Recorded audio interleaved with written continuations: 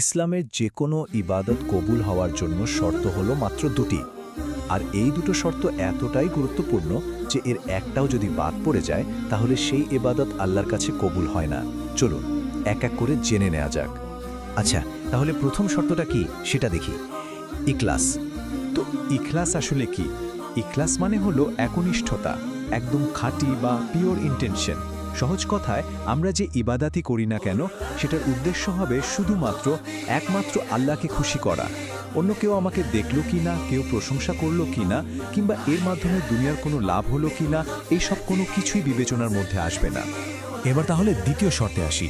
আর দ্বিতীয় শর্তটি হলো এটাই, আমাদের ইবাদত অবশ্যই রাসূলুল্লাহ সাল্লাল্লাহু আলাইহি ওয়াসাল্লামের দেখানো পদ্ধতি অর্থাৎ সুন্নাহ অনুযায়ী হতে হবে। তিনি যেভাবে শিখিয়েছেন ঠিক সেভাবেই তা পালন করতে হবে। এখানে নিজের ইচ্ছে মতো কিছু যোগ বা বিয়োগ করার বা কোনো নতুন পদ্ধতি বানানোর কোনো সুযোগই নেই।